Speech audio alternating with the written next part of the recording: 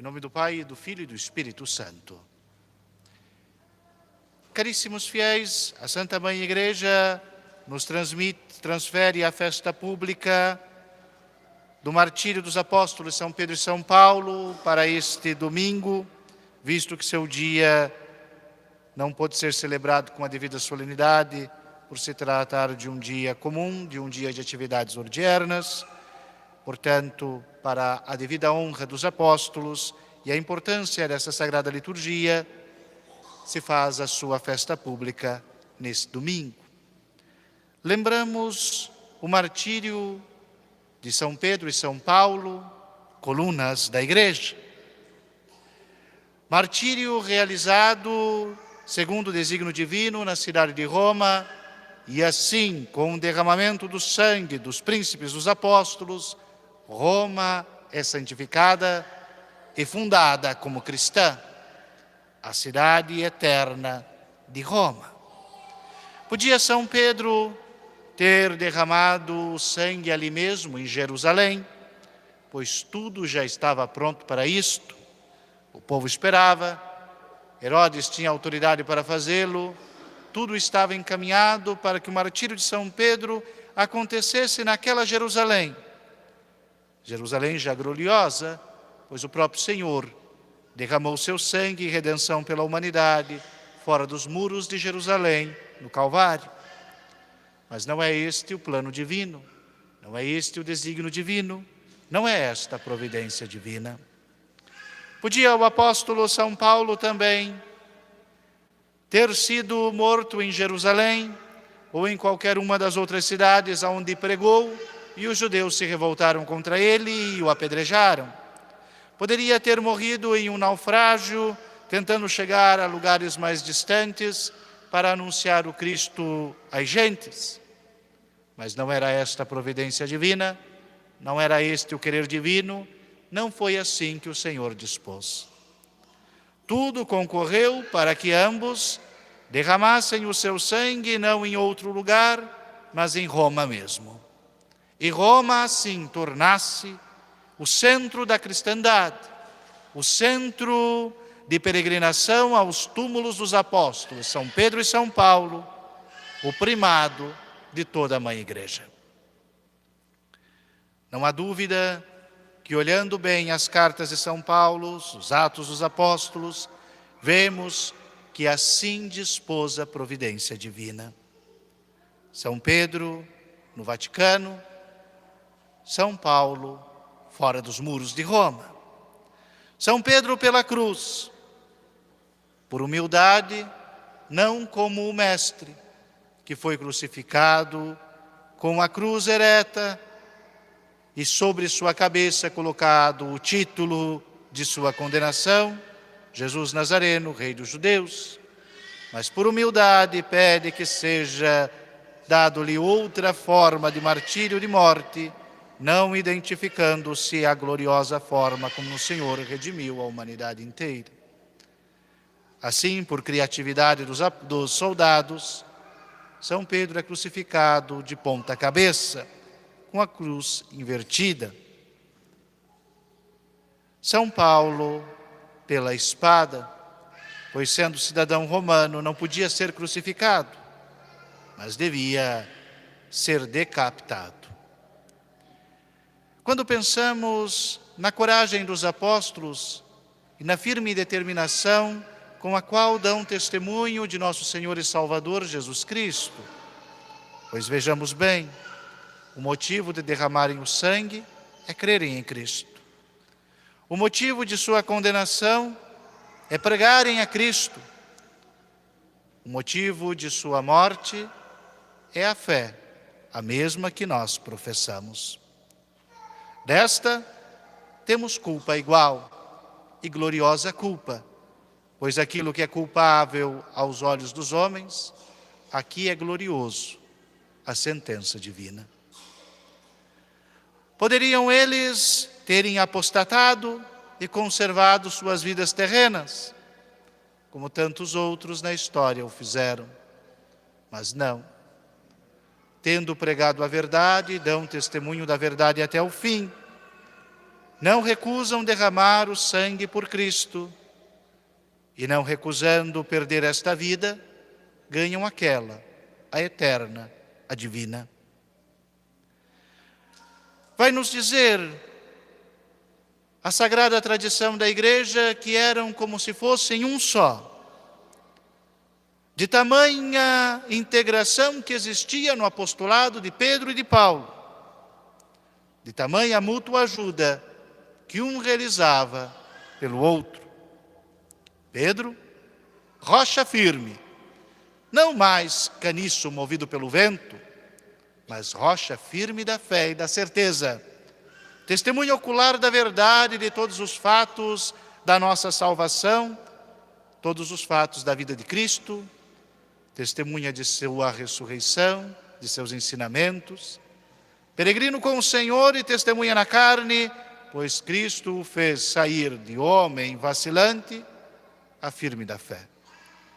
De intempestivo que prometera morrer para o Senhor, com o Senhor, e depois o negara 3 vezes na mesma noite de sua prisão, de seu cárcere. Agora, Pedro se torna a rocha inabalável da fé que sustenta toda a Igreja.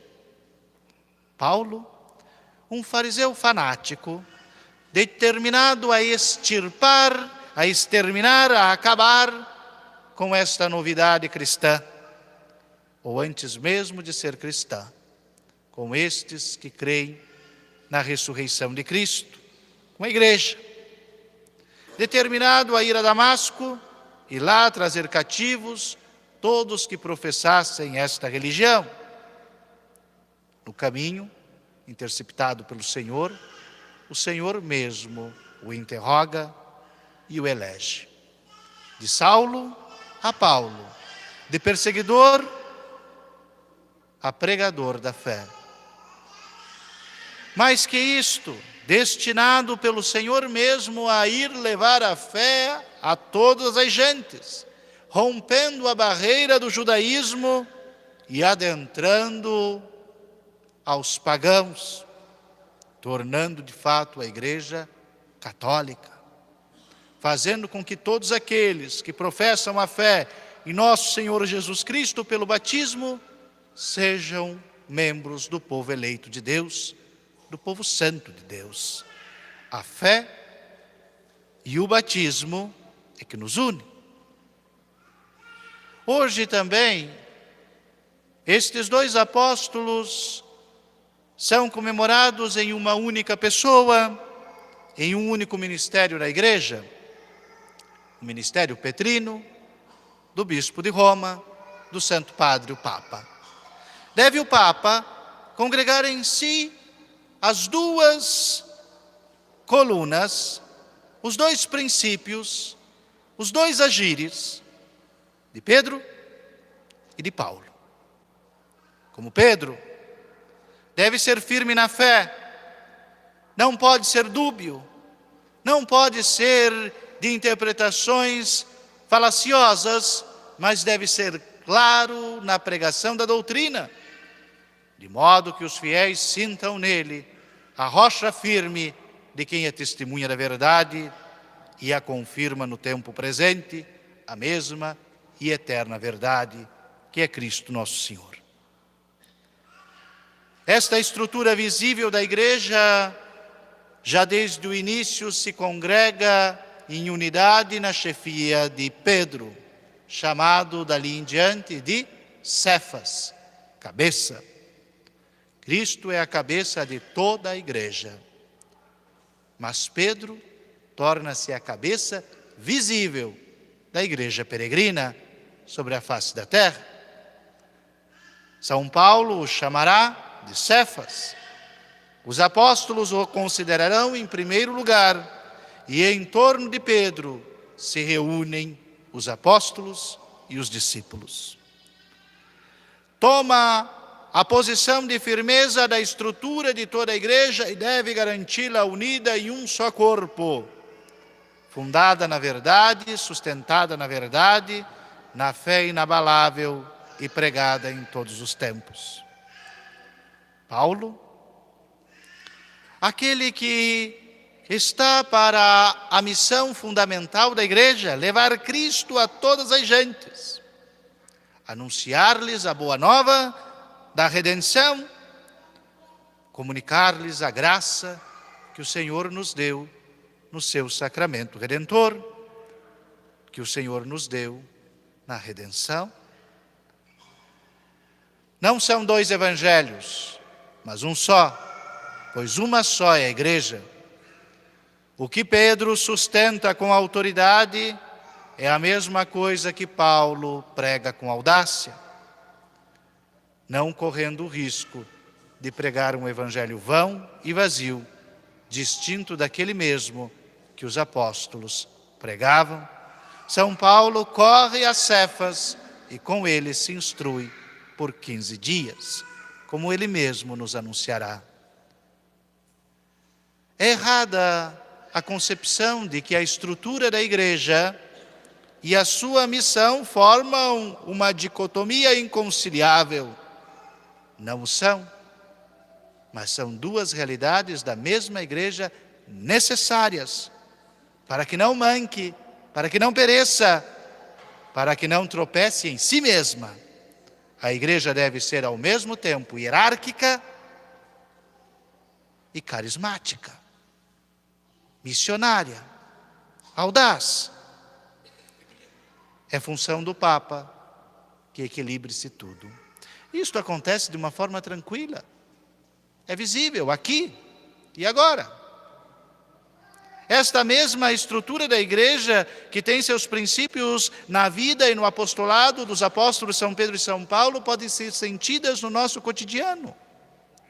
Vejam bem, se você em casa, com sua esposa, não tem uma condição de entrar em um acordo sobre alguma coisa, o que fazem diante de dilema tão difícil, de não estarem de acordo sobre alguma coisa? Vão ao seu padre. Padre, estamos passando por isso. Olha só, ela pensa desse jeito, eu penso desse. Padre, deixa que agora é minha vez de falar para dizer como é que eu penso, que não é bem assim. E vai, e vai, e vai. E o padre escuta, e não vai dizer a sua opinião, mas a doutrina, o catecismo, a verdade. E dizendo isto pode dizer: você tem razão, ou você tem razão, ou dizer aos dois: nenhum de vocês dois tem razão. O que Cristo pede de vocês é isto, isto, isto. Se concentrem nisso e larguem mão destas coisas inúteis. Não é assim que acontece? Acontece. Se temos uma divergência com o padre e não conseguimos entrar em acordo com ele, o que fazemos? Vamos ao bispo. Senhor bispo, o senhor padre pensa as coisas desse jeito. Senhor bispo, estes fiéis querem as coisas deste jeito. E o bispo pode dizer: o padre tem razão, espero que sim. Ou pode dizer: os fiéis têm razão, espero que não. Assim pode acontecer. Ou pode dizer: nenhum de vocês estão certos, estão olhando do lado errado das coisas. O que o Senhor nos pede é isto, isto e isto. Se porventura é o próprio bispo com o qual não conseguimos entrar em acordo, não ficamos de trincheiras ou de má vontade, nem nos jogamos na apostasia. Recorremos ao Papa, Santo Padre. O senhor bispo pensa desta forma, nós pensamos desta forma. Ou o bispo pode recorrer ao Papa sobre nós: veja, senhor Santo Padre, estes fiéis pensam desta forma com seus padres. Eu penso assim. E se vai receber uma resposta. Queremos sempre que seja a verdade. A igreja é hierárquica e estruturada porque Cristo a dispôs em uma boa ordem, em ministérios distintos, próprios.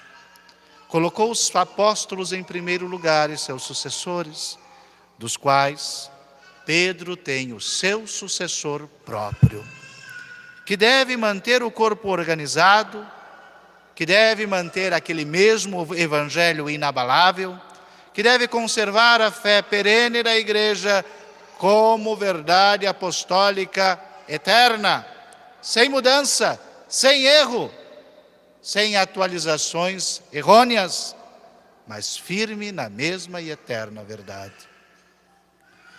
Caríssimos fiéis, se o próprio Senhor reza por Pedro, se o Senhor manda um anjo para lhe tirar do cárcere, se o Senhor liberta a Pedro, e libertando Pedro, reliberta toda a igreja, se o Senhor zela tanto por este ministério próprio, particular, podemos nós dizer que não está na providência divina o Papa? Claro que está. É o Senhor mesmo quem garante que mesmo nas peripécias do tempo, mesmo nas sucessões desastrosas, e dentro destes 21 séculos, esses 266 sucessores de São Pedro, muitos deles foram sucessões desastrosas, mas foram papas. Talvez o pior de todos, João 12. Se querem ouvir uma tragédia eclesiástica, leiam a história do Papa João 12. Um moleque que subiu ao papado, mas foi Papa. Cometeu coisas erradas, mas a igreja não pereceu. Teve uma vida contraditória, mas a santidade da igreja nunca diminuiu, porque ela é esposa de Cristo, não do Papa. O Papa é servo de Cristo e chefe da igreja. Responderá por suas atitudes pessoais como qualquer fiel responderá, mais agravadamente pelo próprio ministério que lhe foi confiado. Mas o papado está sob a proteção de nosso Senhor e não pode desabar. Os tempos em que nós vivemos, em que as opiniões são muito variadas, e se vive muito mais numa busca de manifestar uma própria opinião subjetiva do que na adesão reverente à verdade, é muito difícil ser Papa. Muito difícil. Quando se busca a verdade, quando a humanidade tem um refinamento tão claro, quando a cristandade tem um refinamento tão claro de se subordinar religiosa e voluntariamente à verdade, os argumentos têm valor. A obediência se faz presente. Mas quando se lança no mar turbulento das ondas dos sentimentos, dos sentimentalismos e dos achismos, tudo torna-se tão estável, difícil. Vejam hoje, a que ponto vamos chegar nos próximos anos? Vejam como deve ser difícil o coração do Santo Padre, pois está à beira de tomar uma decisão, não sem precedente, mas com difíceis precedentes. Se persistem os cardeais e os bispos alemães no herético sínodo que começaram, será necessário uma excomunhão em massa de todos os bispos, cardeais e apoiadores do famigerado sínodo alemão. Já pensaram o que é isto no corpo da igreja? Ser o sucessor de São Pedro em uma situação em que deve escrever uma bula excomungando irmãos bispos e cardeais de sua confiança e da confiança de seus antecessores, que os fizeram cardeais? Uma decisão dolorosa, mas que, se não for tomada, inflama a desordem, o caos e a anarquia na estrutura da igreja. Ninguém quer fazer de nenhum cristão anátema, mas diante da heresia, o anátema é a última instância, mas é uma instância. Outros, por vezes, parecem querer informar como que igrejas autóctonas, ou melhor, daquela mesma forma que inflama os ortodoxos, autocefálicas. Um papa para si, um bispo para si, um clero para si. Como poderia ser una se cada um tivesse o seu Pedro, o seu Cefas, a sua cabeça? Não pode. Como é a igreja? Una, santa, católica e apostólica. Nunca poderá ser diferente. Não existe, não pode existir ou subsistir, se não conservar-se nestes 4 pilares de sua própria identidade: a unidade, a santidade, a catolicidade e a apostolicidade da igreja devem ser confirmadas pelo apóstolo São Pedro e São Paulo, pelo Papa. Ligar e desligar.